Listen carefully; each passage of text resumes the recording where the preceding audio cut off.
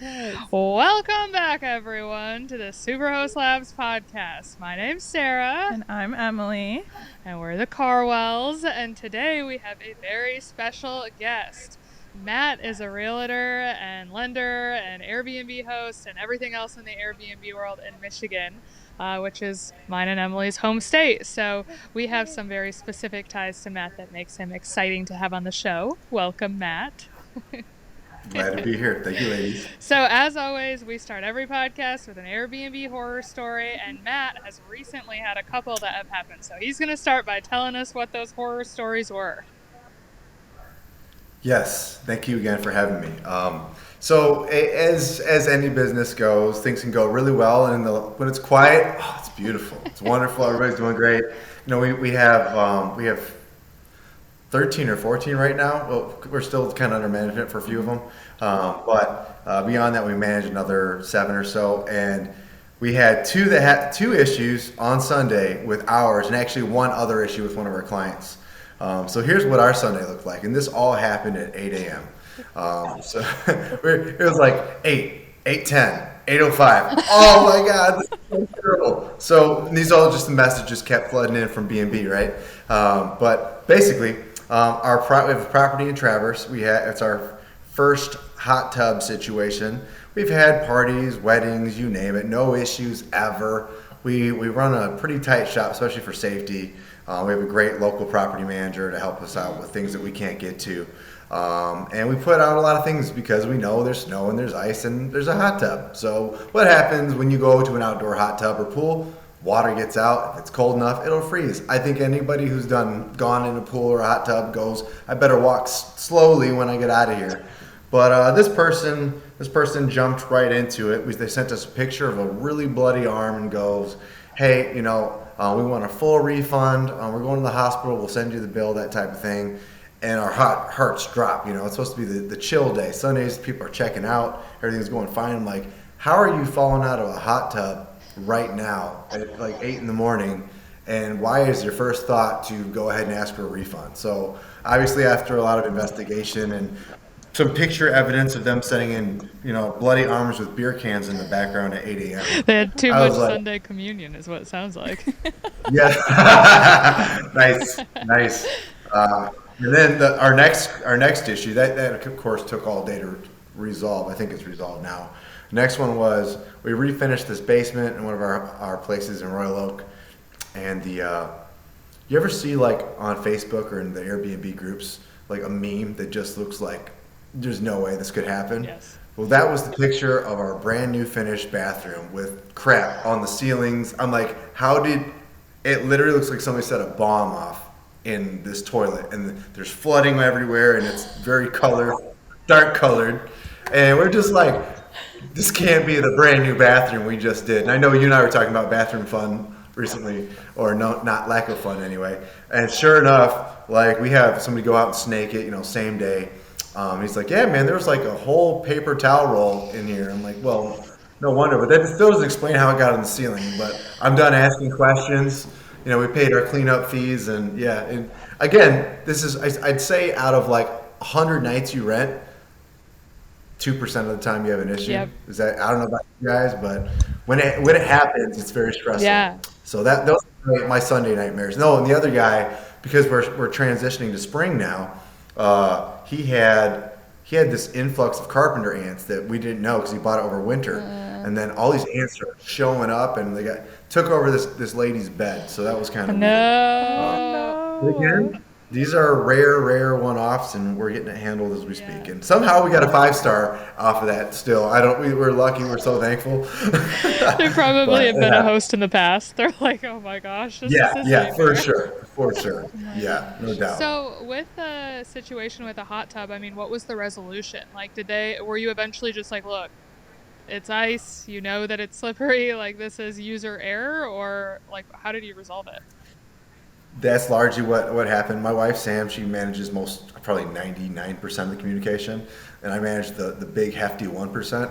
But yeah, she was on all day long. I was out showing houses and finding some more Airbnbs for some other clients when she was kind of keeping me abreast of the situation. But I think long story short, they had put in the claim. She kept contesting it, saying, "Hey, here's mats outside. Here's proof that we salt everything." I was like, it's not. It doesn't take uh, you know, uh, an, an aerospace A engineer rocket to scientist. figure out. Yeah. Yeah, scientist, rocket scientist. Why could I not think of the word rocket? We're here for you. uh, anyway, actually, I know why. But anyway, they ended up going, okay, yeah, it makes sense. If you're getting out of a hot tub in freezing temperature, you should be careful. It was bound to happen to somebody, I guess. But yeah, they kind of dropped it. And the cleanup situation, the lady seemed pretty legit. We can't really identify that it was her and her guests that did the paper towel usage. Just kind of we took the hits on those ones, and here we are. We did not have to do a refund though on the hot tub. You did give a refund? We did not Oh, have to. good. That's Yeah, I good. was gonna say. They That dropped person's it. clearly not from the Midwest. If you've ever been in a hot tub in the Midwest, you had to have been one of those people growing up that runs out and rolls in the snow and then gets back in. But you're still careful. Like you just know Yeah, that if you're yeah. from here, I guess. And it's those times that you don't slip, but it's the time when you're not paying attention. That's when you Yes. slip. Yeah. My husband now, this is his first winter in Michigan, and he's like has a whole new respect for ice. He's like, Yeah, this is just something that like it's like developing sea legs. It's like your it winter really legs is. that you need to put Yeah. on because of It the really weather. When I is. was So living in Houston, there was like one time where it snowed, and all of my coworkers were calling me, Emily, we don't know how to get to work. Can you come pick us up and bring us to work? Or can you take me home from work because I can't drive on the ice, or I don't know what to do? And I was like, I got you guys. move, we're prepared. Absolutely. Well, okay, so let's kind of dig into some more questions here because I'm sure our listeners are going to want to know all about what you do because you really dabble in all facets of real estate. We're like over here being Airbnb interior design experts and learning everything outside of that, but you in particular have done almost everything. So you've got a particular set of knowledge that we're excited to kind of dig into. First question we have for you is how did your journey in real estate start? Like what got you into it? What was kind of your kickoff? Great question. Generally, it was my career. I started in underwriting for Quicken Loans and United Wholesale Mortgage, and I got to learn a lot about what it takes to just underwrite and get a mortgage. But while I was doing that, I was looking at all these tax returns, and I'd always been told passive income, rentals, rentals, rentals, get rentals. And I'm looking at some of these people that have like 40, 50 rentals, and I'm like, wait a minute, you wrote off how much in taxes? Wait a minute, you actually are getting this much in cash flow? Dang, that's pretty smart. And as I kept seeing it, I felt like I was like sneak peeking into other people's lives. It was legal, but it was my job to do it. But it was so interesting to see these people as they kind of grew their portfolios. And every other month, I'd see people come back and get a new loan, get a new refi, and I was like, what are they doing? This is amazing. So a couple of my friends at QL at the time, they started buying up some properties, Chad Scope to name one. And I was like, man, he kind of set the tone. And I was like, all right, let me go ahead and get into this.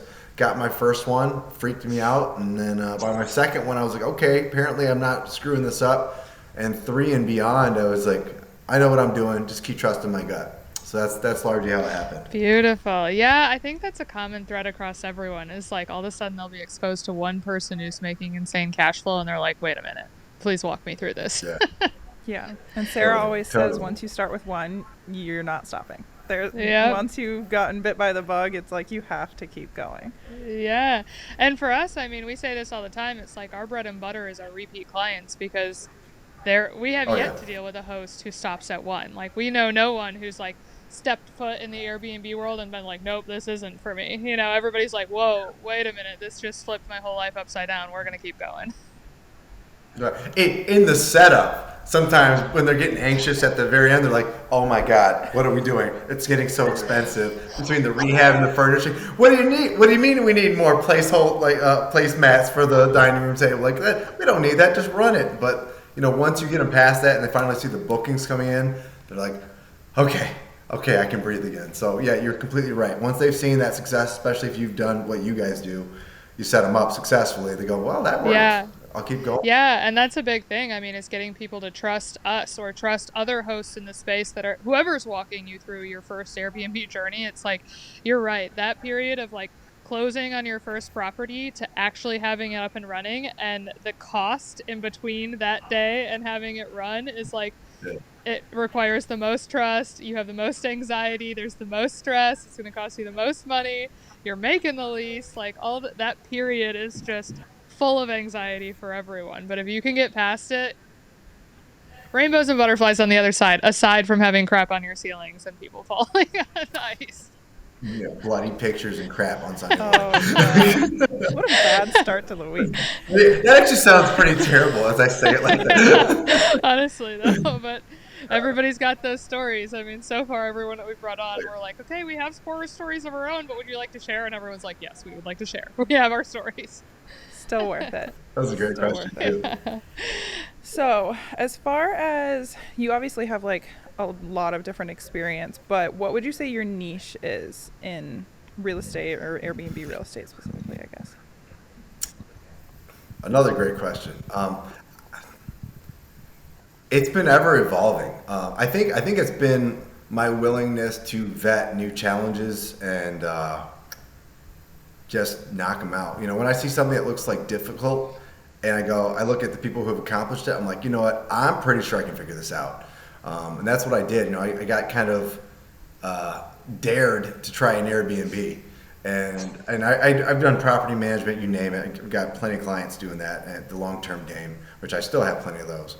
But I had one chance where where this tenant was getting ready to come due, and we had them move out. And I said, you know what, I guess I'm in a pretty comfortable position to try one. All I gotta do is furnish it. Worst case, I wasted my money on furnishing, and I went for it. And I am so proud to report I put together the absolute crappiest Airbnb of my life. It was garbage. It was so bad. It's embarrassing. And I've upgraded some of the furniture since just because it was, oh my God, it was just held together with like toothpicks. It was garbage. The fact that that terrible thing that I created made money was so baffling to me. I'm like, and now that I look back at it, it actually embarrasses me. I don't even know how we're even above a 4-star on this thing. But it does prove that a lot of people can be hacks and still be lucky. Yeah. But you know, ever since that, every single Airbnb I do now, I try to improve the process, the speed, the process, the quality, the durability. I keep all those things in mind when we do it, right? But I'd say that's been my thing. Yeah. I always evolve toward the trend on what's gonna grow and become most profitable for myself and my clients. That's my So thing. for you, you're most often rinse and repeating Airbnbs now? Like, is that where you spend most of your time, or is it still mostly selling or lending or the other 8 million things you do? The lucky part is I kind of get a piece of all of that, right? I think, did she jump You off? must have She lost good? it. Should I pause? Oh, you Or can keep going. You're good. Yeah. okay, okay. So going back to that idea, I have clients that go, "Hey, I want to get an Airbnb," and we help them with the mortgage, the purchase side. And we can also, if they end up switching and doing like even multifamily Airbnb, we might do some long-term tenants, might do some short-term tenants, but we're kind of an all-in-one process here. You know, we help them find the property, show them the numbers, buy it with financing. We can do the rehab for them. Once we do the rehab for them, we do the furnishing, and then we do the management from cleaning, conversation, and you sit there, you enjoy your Airbnb trips into your bank, and they're pretty happy. So, and then at that point, usually we've added enough value. If you're familiar with the BRRRR method, I try to do BRRRRs with people whenever possible, where we buy a property that's just ugly enough where we can do some rehab and increase the value, and then they get the Airbnb BRRRR opportunity all in one, and people love that because I mean that gives you a chance to rinse, wash, and repeat your capital, kind of like we were just saying. Plus, we can do the cash out refis without the delayed seasoning and delayed financing and seasoning issues, which typically you have to be over 6 months to do a cash out refi for the full amount. Yeah. So yeah, we still are able to have fun doing all parts. That's the nice thing too, is like as you taste more things, it's just your toolbox gets bigger and bigger, and it makes you able to make really anything into a good deal. You know, you're able to be flexible regardless of what the market's doing, you know how to pivot. And look at what you two accomplished, right? 'Cause- and now you're a whole other level of super host. Right. Right. Right. Yeah, 2020 was terrible in a lot of ways and was had a lot of silver linings, so we're not Yeah. complaining. Yeah, I'll take what Awesome. 2020 gave me if I'm being honest. I'm pretty happy with how it turned out. Right. So, when you first got involved in Airbnb with this very first property that you did that you're embarrassed about, I mean, that resonates because the first property that I ever did, well, I shouldn't say that. The second property I ever did is still like the bane of my existence. I'm like, all the way around, I'm like, oh my gosh, it's just not that it was designed poorly. It's just like, I think the furniture has bad juju. but, Yeah. but on your first property, how much did you invest into it? Like, what did you put into furniture? How big of a house did you buy? What was the whole upfront investment? So it was a duplex, and I had two long-term tenants on either side, and then for the right side, I decided to convert that one. It was only a two-bed, one-bath garage and basement, and I think we put all of $3,500, maybe $4,500 into it. I mean, it's terrible.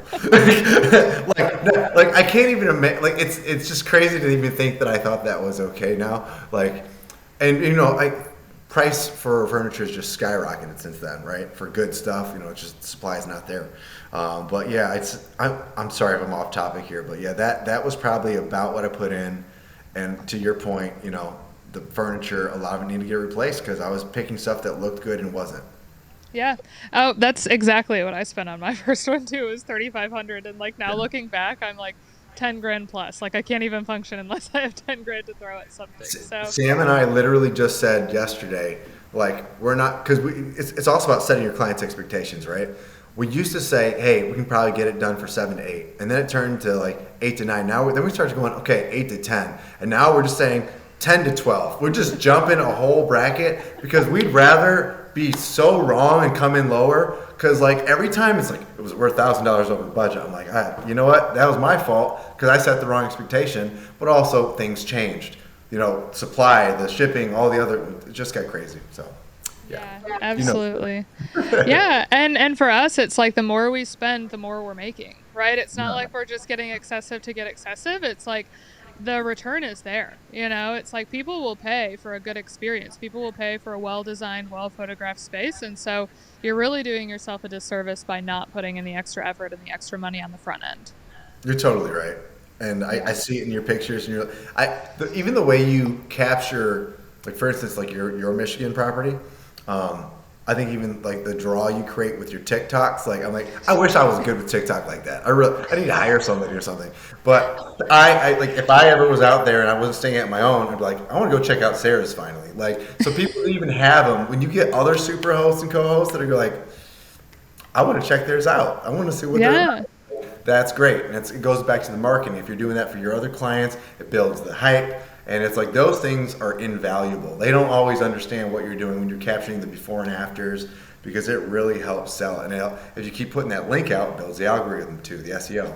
So. Yeah, absolutely. Absolutely. Couldn't Yeah, agree I more. got into Airbnb by designing. Like, I got into it helping Sarah design her own.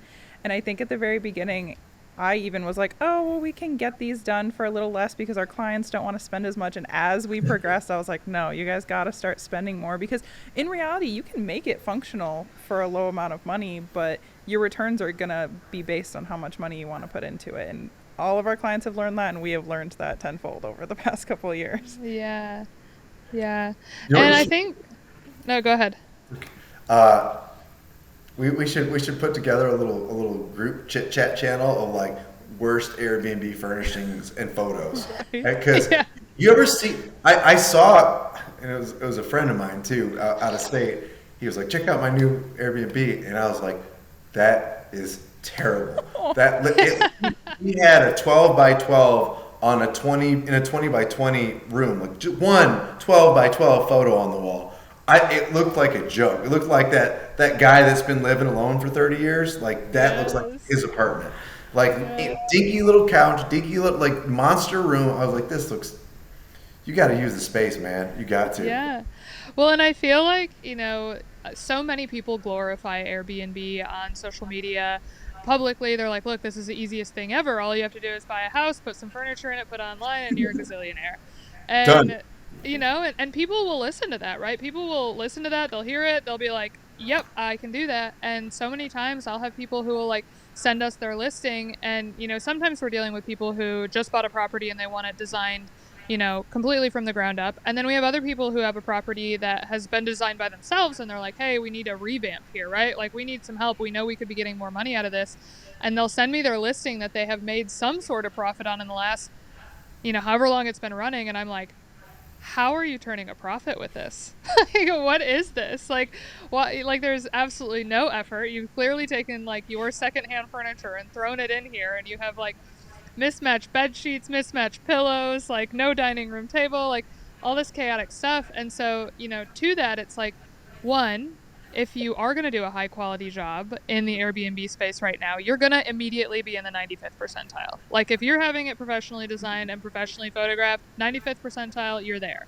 But also, if you do want to get into Airbnb and you don't have the kind of money to do all of that, there's still space for you to do a hack job on it and still sometimes turn a profit.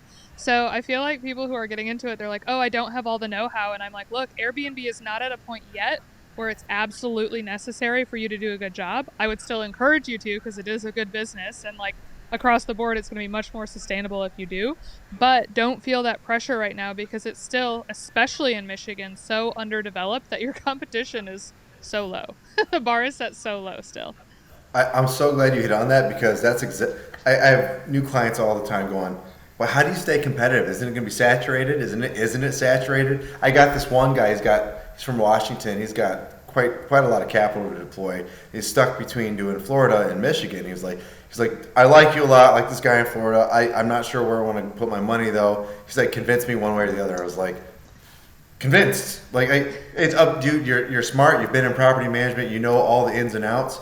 But let me ask you, have you already done offers in Florida? And he goes, oh my God, all we've been doing is offers. And I'm like thinking about switching to Michigan. I was like, well, if you put in offers with me, would you be mad if you got an offer accepted in the next week or two? He goes, no, I'd be ecstatic. I was like, convinced. Yeah. Come Yeah. be ecstatic because you're competing with hedge fund money now in Florida, right? And it's Yeah. like if you're not willing to buy out like on the hedge fund level, you're going to lose. And actually, I ran a quick stat for him, and basically just taking the gross income versus the cost of the property.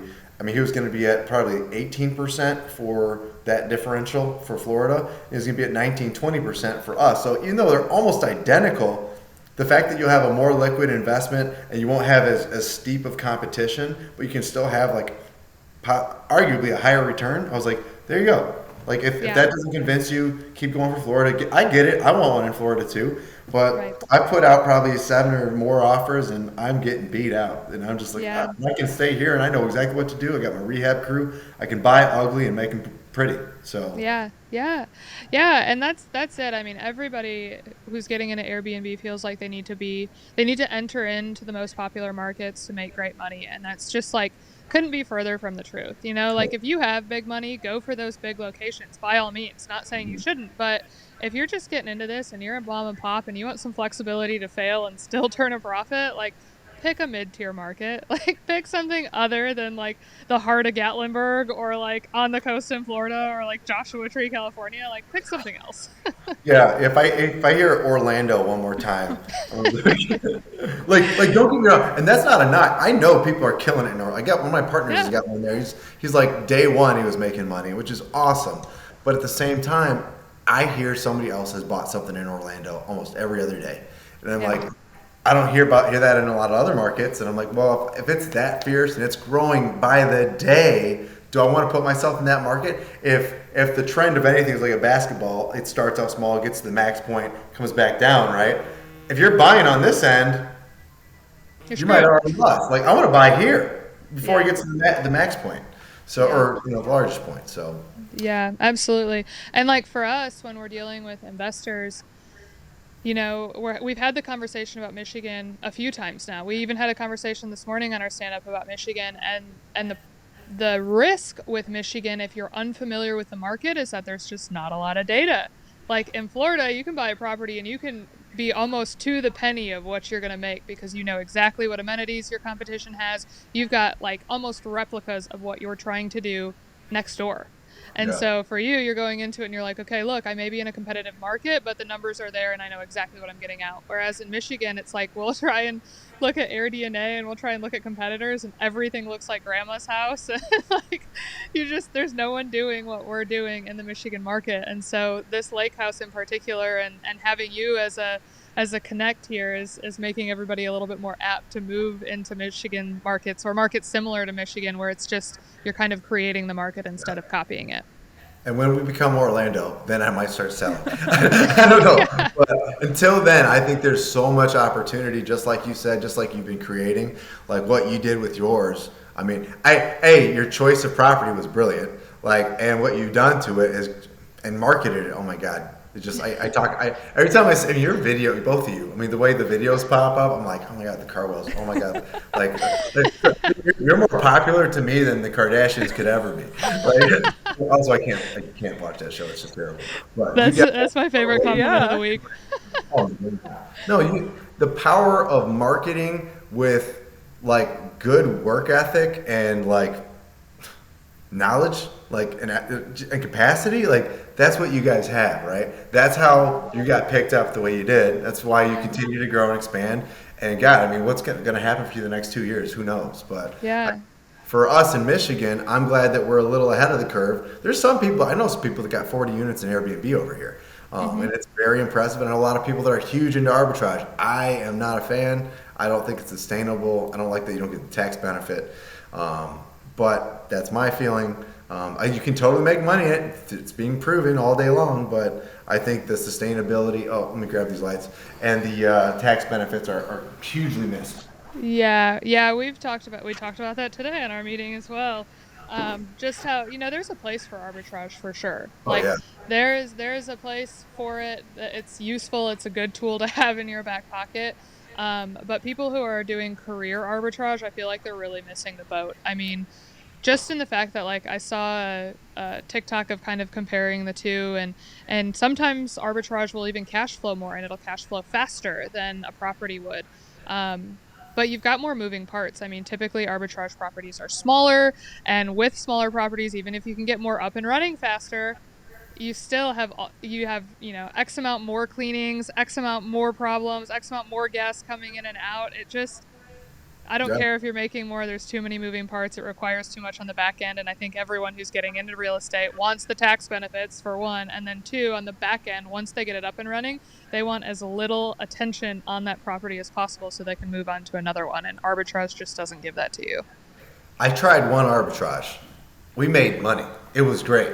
But the lack of control, and then once our landlord figured it out, he was like, I want a piece. Can I get a percentage? Yeah. And then he stopped helping out. He stopped fixing things the way he used to. And I was like, this lack of control is killing my OCD right now. Like, I am Yep. losing my crap. I can't deal with it. I'm not going to be. And it was lowering our score as hosts because we were doing a poor job because we couldn't handle and control the property.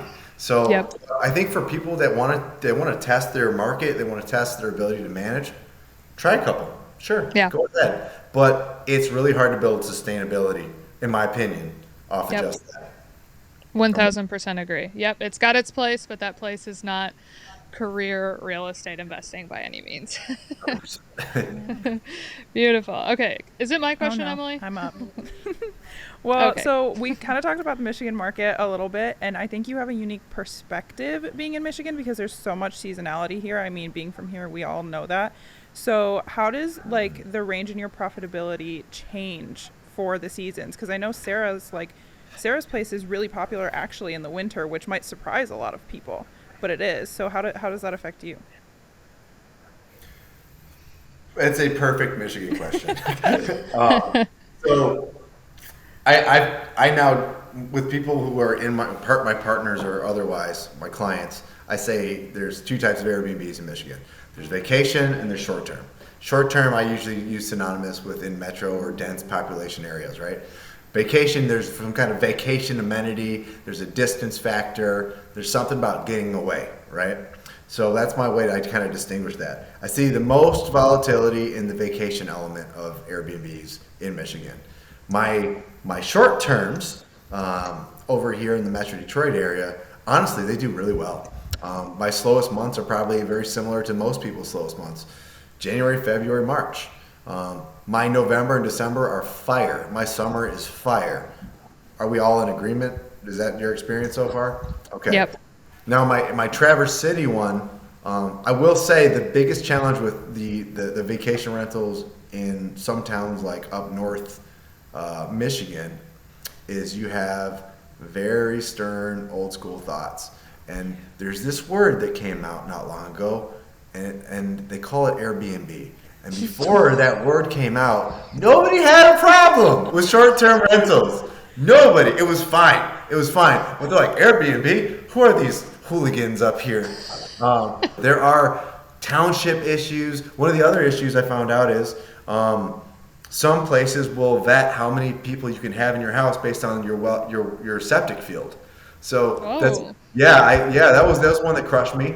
I went from a 12-person occupant. I have a 4-bed, 3-bath, 3,000 square foot house, and they're like, you're only allowed to have 6. I was like, are you kidding me? How? The fact that we're even profitable right now is freaking amazing. The workaround is I'm gonna expand my septic field in the spring, and I'll be back up to 12. So, There we go. I guess it's a $10,000 investment, but Yeah. it will be, if I doubles my occupancy, that might be really worth it. And as for the winter up there, we got up and running in September. September, we've had profitable and dead months pretty much all through, but we had so many learning curves, plus fighting with the city, finding out that our 12 is no longer compliant. And so we had to change that. And now we're kind of looking profitable, but we just, leaving like yesterday, we booked another 3-day weekend in the summer for, I think it was like $2,600 for 3 days. So we're like, okay. We like those numbers. Yeah, we're already technically with you not even being half booked for each summer month, we're already like very well profitable. So we're really excited about what's going to happen. Again, summer, I have friends in Texas and Georgia, Florida, and they go, there's something about a Michigan summer. When you get up there and you get to really explore it, it changes the game. The people on the coast go, I want to go to Michigan. That Yeah. means something. Yeah, there. I have yet to find a single place in the U.S. that is more magical in the summer than Michigan. It is like the U.S.'s best kept secret that we're telling Really Oh everyone is. yeah, about. you Totally really is. can't beat it. And then like even people from where we're from in just lower West Michigan we all go up north for our vacations too. Like I would rather go up north in the summer than go to Florida or any of the Carolinas or anything like that. So you have that local travel too. And the breweries that are super unique to Michigan, there's just so many draws to northern Michigan that people Yeah. want to go to. Yeah, and it's so underdeveloped. Like I was talking to my parents this morning. I was like, in Michigan, like when we go up north, like we're paying $300 a night for a motel room. Because there's just like nowhere to stay up there at all. There's nowhere nice. There's no competition, and so these like crappy motels can charge whatever they want because they can, because the demand is there and the supply isn't. And so I'm like, that is the UP. I know we talked about it when we were at dinner, but I'm just like, that is an untapped market that's just probably a gold mine waiting for somebody to tap into it. Sarah, say the word. I'm following you. Let's go. I know. I'm constantly looking at properties up there. I'm like, look at this one. It's right on Highway 2. Like, please, can we buy it? You know about the yurts? No. The yurts up in, why am I blanking on it? Near Painted Rocks. It's where you usually launch for your, I think it's called Uncle Ducky's. Uncle Ducky's. They're yurts. It's like a hard shell tent, okay? Ooh, okay. With electricity. I think they have heat in them. But we stayed at them, but it's like, I'm so sorry if I'm butchering their pricing, but I feel like it was like maybe $1,000 for a week in one not yurt, bad. and they have 40 of them and they were full, and I'm just like, you don't even have a house. This cost you 10,000 tops Total. with foundation, and What? What? Like your cash on cash return is outstanding. Like Yeah. I can't even like fathom. I mean, 10 weeks in the summer and they're made whole on the initial cost of this thing, right? Yeah.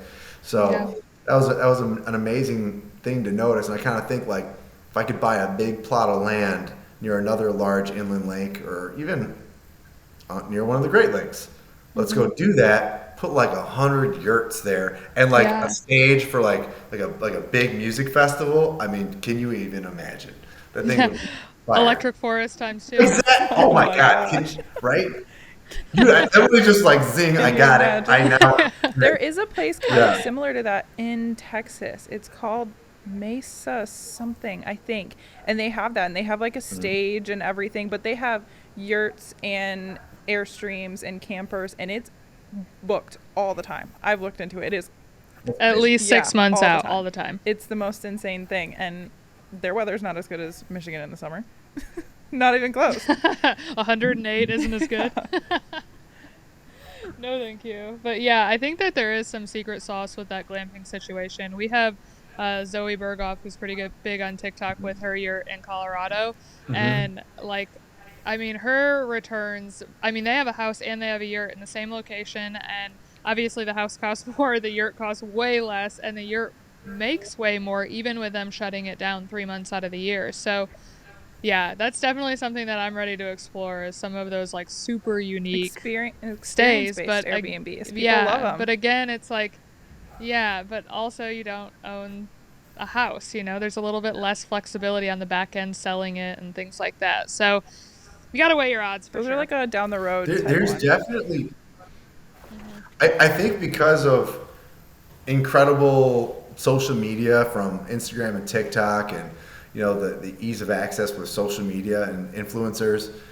I think there's a whole new breed that's still at the beginning of things, just like you guys were kind of mentioning, where the more unique and special of an event or stay you can create, I mean, the high end unique experiences people will pay crazy money for, right? And I think we've all had something or been around something or found out about something that's like almost only achievable or knowable, but you got to know a guy that knows the person. It's not on Airbnb. You got to know how to connect. But if you do Yeah. that or you're willing to pay that price to do it, I mean, you can make tons of money. Like, did you know there's I don't know if it's in Michigan, but there's a guy that does like he bought like a farm and it's got a tree and he made it like tree yoga or something. I think he set up all these like platforms in this large beautiful tree on a farm and everybody's got like a place to stay up in the tree, but they do yoga every day together. And I think he spent 50 grand on the farm, but he's booked like I don't know. The impression I got was like very consistently like 30 people at a time, every Yeah. single day he's booked. But I'm sure he's making like hand over hand type money because it's such Yeah. a special experience. Yeah, yep, absolutely. And people undervalue that. I mean, yeah, there's so many people that we get involved with to help them design and they're so focused on, how am I going to make money? How am I going to make money? How am I going to make money? And it's really about them, which ultimately, that's why anyone gets into real estate investing is to, become financially free, put themselves in a better situation. But you're not going to get there unless you put your guest first. And if your guest is first and you're focused on their experience, you're going to be successful. But if you don't put your guest first, it's not going to happen. Nailed it. And Yeah. that's you see it a lot in the reviews because what do people do when they go to Amazon and Google? They go, "What's the review number and how many reviews are there?" Right? Yeah. And it's like if you see almost everything's like a 4.95, you're like, there is something great about. I'm not going to have a bad experience here unless I'm just some kind of a-hole or super picky. And Right. so, that's how we all pick. You don't pick the 4.2, pick the 4.95 if it's in budget. So, Yep. to your point, Absolutely. absolutely. Absolutely. So far along your real estate journey, what's the most valuable piece of advice that you've received? I feel like I thought about this and I'm forgetting. But I think what it was, it's a combination of things that's coming to my head. Obviously, buy right. You never want to buy a property at the top end of the market or, without the right intention or even an exit plan. But I think it's also maintaining those properties and keeping an open mind. My buddy Jeremy, he's one of my partners. He still makes me eat my words on a 4 unit he bought. I didn't see the value at the time for the upper end, like ARV, the after repair value, and I didn't think the appraisal would come in at the purchase price he was offering. There's no comps, no comp supported it. The lender, the appraiser, ended up pulling comps from like 10 miles away and gave him a value nobody could have seen coming. And so he cash out refied the whole thing. He's making incredible cash on cash, and that was kind of like a one-off situation, but it taught me to be more mindful of the fact that the larger in units you get, your lenders will approach the property as from an income-based performance, from cap rate, versus from single family. So that's where multifamily still has the upper hand on single, but that doesn't mean single can't be awesome, because still you get the benefit of easy lending, relatively liquid options to sell off if you ever needed to. I mean, think about it. You got a great house. If something in your life changes massively, you have a single family property, and the last renter leaves, last client or whatever, leaves on Sunday. It's cleaned by Monday. You already have the listing photos. You put it up in the market. It's sold. Multifamily is always a little tougher, but I think single is still a phenomenal market, and that's why a lot of the big hedge funds are coming for it. Yeah, So, absolutely. And I mean, from what I understand, they're selling Airbnbs in that same way that they're selling multifamilies, where it's not just the value of the house, there's a cap rate associated with it based off of your past occupancy and your, bookings that you've got in the pipeline. So yeah.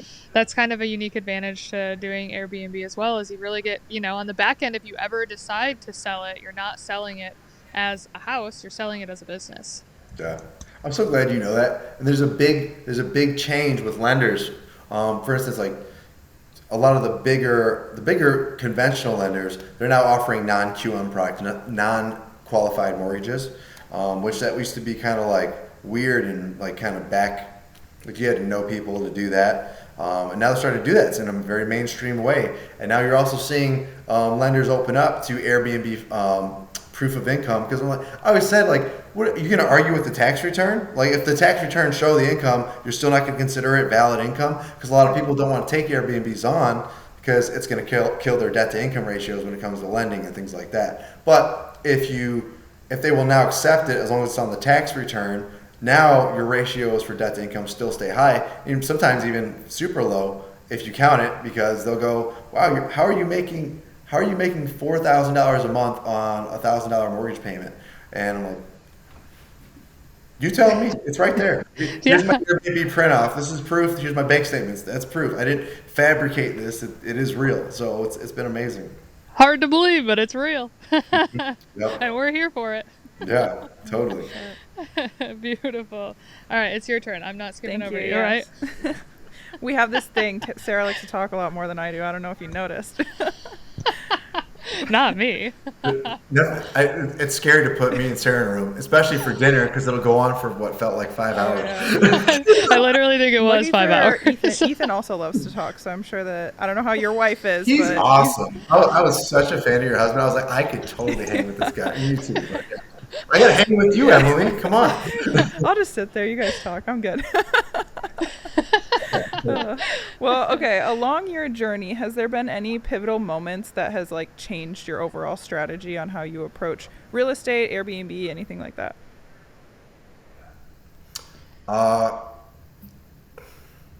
Yeah.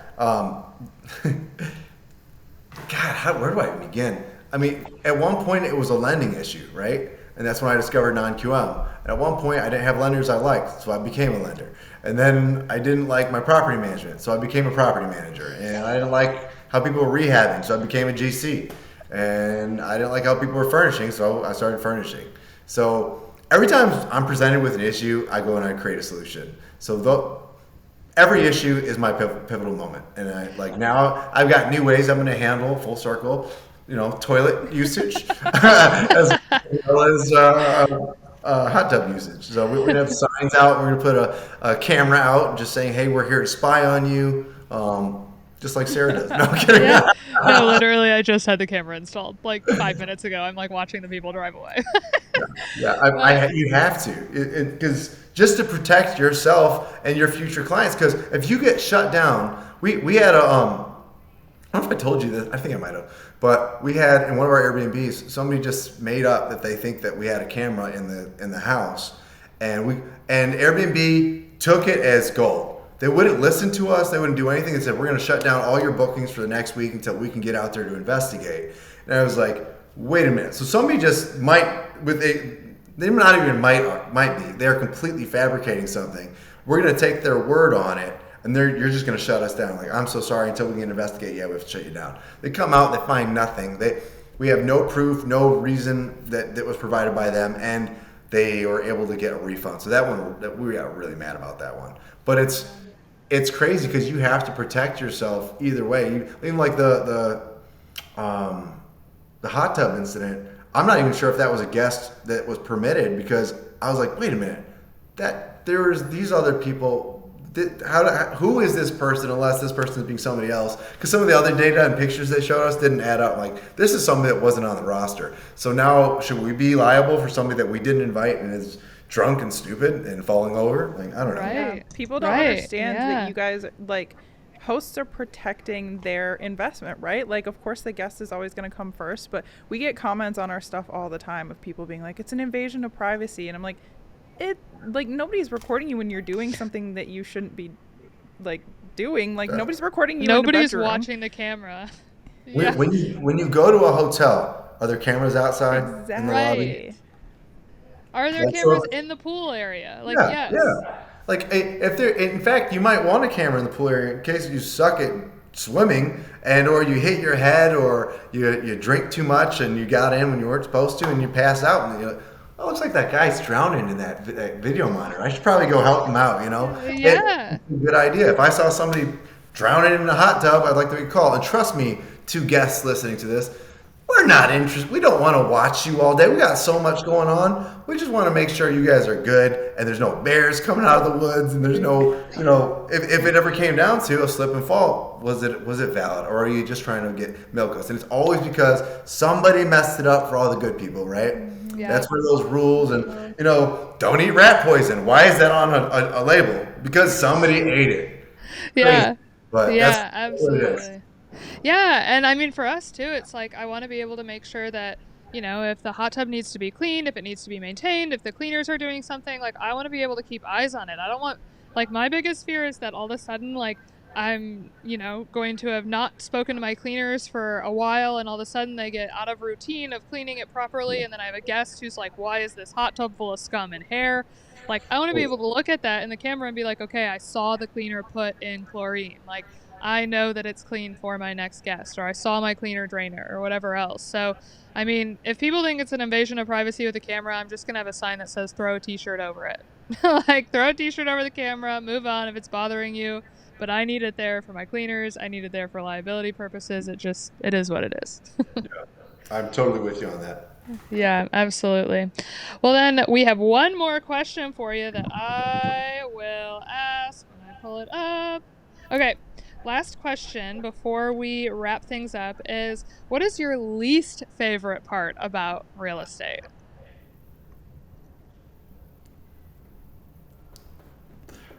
I have this talk all too often. I would say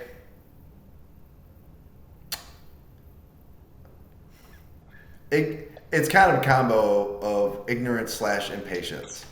Um, you know, we as investors, as hosts, we know there's going to be challenges. Me as a real estate professional, like setting people up with these things, I know there's going to be hiccups. It's sometimes you're lucky and there's nothing.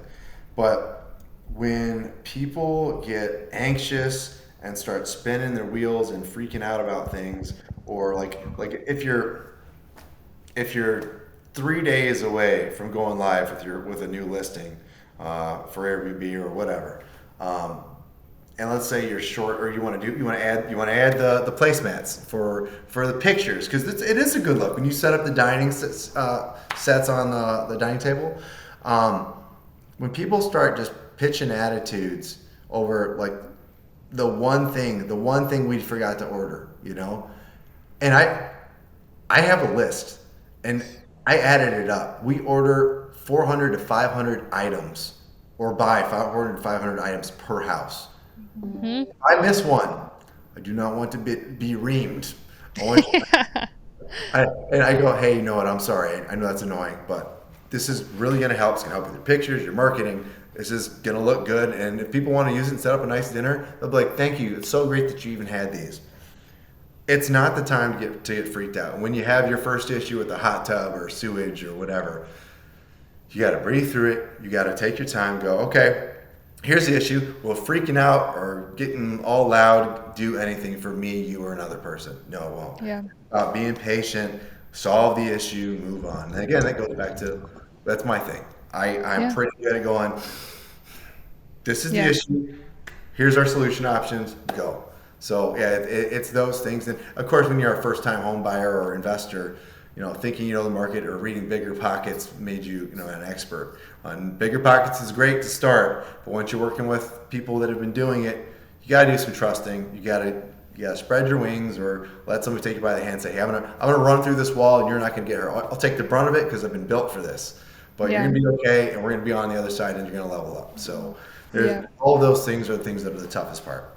Oh, I would agree with that so much, that managing other people's emotions. That is so difficult. And I mean, they're justified in feeling that way. Like I remember feeling that way at the beginning, right? I remember Oh being just yeah.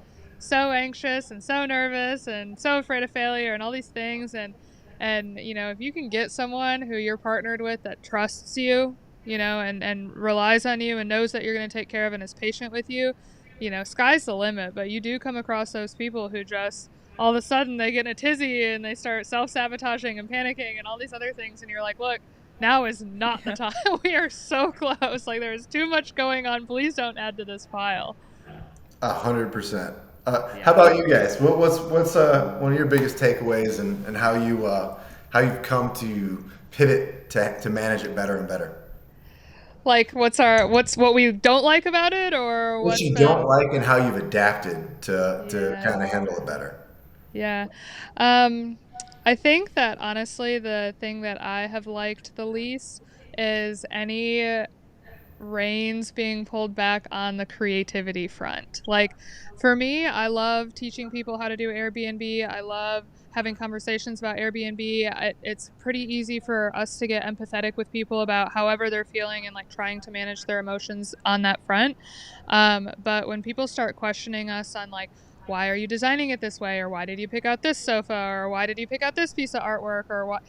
Like for us, that's the area that we're experts in. Like we've done it a million times. Like if you're hiring us, please just trust us because we're investors and we're interior designers. And so we're playing both, sides of the coin where we're making sure that we're being smart with your money, but also we don't want to create a product that's not going to get you the top dollar back.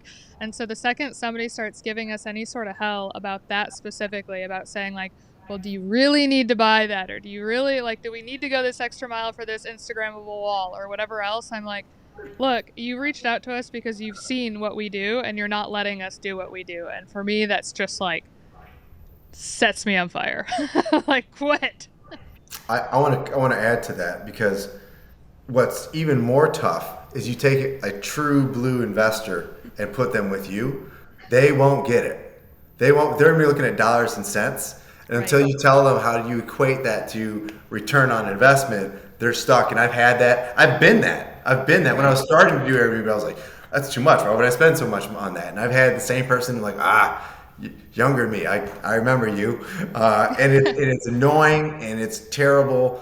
And at the same time, like, what they don't get, and we can't even expect them to get is all of those thousands and thousands of thoughts and reactions and situations we've all done exponentially, like client after client, almost client after almost client. Every property that you had to look at just to see if it might make sense, the one you finally arrive on, there's 100 that you probably, actually, there's probably a few hundred you look through just before you arrived at this one to actually capture it, right? So Mm-hmm. it's probably probably a 1 in a million chance you find a really great property and make it all happen without putting in a ton of work to lower those odds down, right? So it's like when you pick the end tables you do, the couches you do, the why you choose those, they don't know that you spent so many other headaches trying to order from this company who sucks at shipping, or this company that like it says it's going to be this, but it's actually the wrong product. And they go, well, it's not that hard. It's not rocket science. I got it right this time. They don't see all that experience that's at play and why we do and do not choose to use certain things versus other things. And when we say, hey, we've had mediocre experiences with this, that's why I'm going to take a chance on this one instead. And that's where your incredible experience is. That's where it feels like a hit. They're not really hitting us. Right. They're going with what they know. But what we know is crazy. And if you could put it all on paper, people they'd be reading for years. Because those experiences you guys have and create for people and the successes, it's literally invaluable. So, and that's been a big thing that TikTok has really helped us with is like, we're almost using it as a way to educate our clients because before it's like, we have to keep our price at a point where investors see it as value. So you can't, charge an extreme amount. And with that means that we can't spend all this time educating them because we need to make sure that we're sticking under a certain time for it to be worth us doing it. And so at first it's like you're spinning your wheels trying to explain to people like, hey, we know what we're doing and we don't want to have to like hold your hand through the whole process. We want to just you to let us do it so we can do it quickly at a price that makes sense for you. And now, with spending so much time educating people on TikTok and legitimizing ourselves and just, vocalizing what we do know and how much we have failed and how much we have learned and all these things, we get a lot less of that now. But especially at the beginning, I mean, we'd agree on a budget and we would come in like $2,000 below that budget and we still would have people that would be like, this end table is like 50 cents more than I wanted to spend on it. Can you find a new one? And we're like, okay, we've already looked for 4 hours for that end table. But we'll try and find one 50 cents cheaper. And the time value saved once you know where your go-tos are. Like you said, you try Marketplace. When you can, great. But then you still have to negotiate it. You have to make sure that when you get there, they didn't already sell it. I've had that. That's infuriating. Yep. And then you got to make sure you can get it safely back to the to the actual property, get it set up. You're not missing screws. Had that. There's so many pieces. That's why it's so good to establish a consistent thing. And if you really want to do it yourself and you actually knew everything you needed to pick out and every one of the probably 12 stores we all visit like once in a while just because this one's out, this one's got it, this one's higher, this one's less, this one's got like Costco's the go-to for towels. I swear to God, I don't think you can beat them. And they're pillows. They've got the pillow. Amazon pillows, but between the price and everything, it doesn't make sense. But to learn those things that where every item does best at the price point that it is with the most reviews, when people actually give you the compliments on, hey, like that was really nice. Where'd you get that couch? Mm-hmm.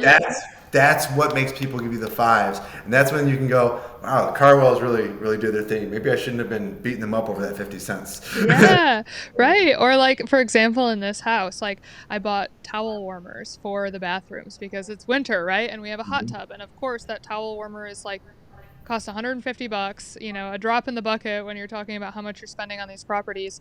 And out of the 6 reviews that we have so far, or the 6 guests that we've had since we've made it live, 3 out of the 6 have complimented the towel warmer. And so it's little stuff like that like people will constantly, that it's the first thing that they're like, get rid of it. Like we don't need to spend money on it, like bare bones, like as little up front on the, front end that we can spend. And I'm like, you're missing it. Like I've never done that, but you've now convinced me to do it because when you see it in the compliments, when you read, like, okay, you look at the stars and how many stars. Next thing you do is you read the reviews. Yep. If you see the reviews where they're lit, it's another reason for them to go, it was such an exceptional stay that I want to leave nothing but good. And the more times you incentivize a 5-star review, you'll bury any bad one you get from some a-hole because somebody that just like some fantastic stay, 4 stars. And like I've had those, we have those too, right? We actually got a magnet on their fridges now that says what a 5-star and 4-star is. 4-star means something was missing. If everything was generally good, 5 stars are expected. Please give us a 5-star, that kind of thing. Yeah, excellent absolutely. point on the towel warmer. I'm gonna totally use that. Yes, steal away. It's worth Yeah. it. What about you, Emily? What's your Well, least favorite this part of the came up process? literally from what you said. So, in designing, obviously, like we're trying to make the best decisions possible and save people money while still giving them a great design. But I think like people being emotional about the decisions about what pieces are in their place. Like some people are like, oh, I want it to be trendy. And the trend for most recently is white everything, white furniture, white countertops, white floors, white all the things. And we're like, you can't do that. Like you just can't put that in an Airbnb. It's going to get really dirty. You have people in and out of your property all the time. And so I'm like, I'm choosing a gray couch because this is going to stay nice longer. You're not going to have to replace it, so it's saving you money in the long run. And when they get real nitpicky about those decisions, it's like I'm I am your designer, so I'm making this decision because of a design perspective, but also a money saving perspective because you're not going to have to replace these pieces in the long run.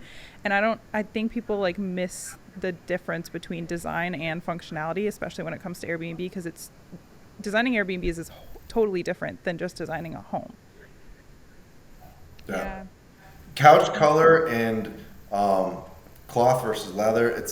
You need to consider those things. How easily nicked is the cloth you're getting, right? Is it something that like the second you stand up, you're just gonna see all these strands coming out? Like it's so tough. I feel like that's one thing that we'll just always struggle with, like finding the right couches and dining room sets. Because dining room Yes. sets change and they adapt to what living room space you do or do not have. And like you still need a place for people to kind of sit and play cards or eat.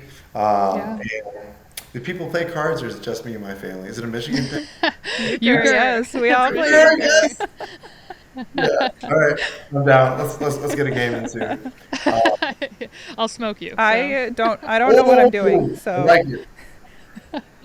I know Ethan won't learn euchre because I'm too competitive. Like if I'm playing euchre and I lose, my whole day is jeez. ruined. I'm like way too I just competitive with recently it. learned how to We, play. we definitely grew up with euchre. Yeah, my family was pretty cutthroat. A lot of thieves with the cards. So, yeah, maybe I'm ready for you actually, Sarah. Yeah. Well, that is all the questions we have for you today. So thank you so much for coming on. I'm sure our You- listeners will be able to pull a lot from Absolutely. this. Did you want to plug all of your socials or anywhere that people can find you if they're in the Michigan market and looking for an experienced realtor slash lender slash manager? Yeah, right. Slash any questions, real estate, really. Yeah, I'd say you can try me on my Instagram, my broker Matt, and then I think email is okay. So, Yep. M, And we'll add your email oh, and your @ in the link below on the YouTube perfect. video and the podcast as well, so Yeah. you Yeah, can find him there. appreciate it. Appreciate it. Yeah, absolutely. Well, thank you again, and thank you to our listeners for coming back and having another episode with Superhost Labs. We will catch you Bye, next time. You guys. guys Thank rock. Thank you, everybody. you. Take care.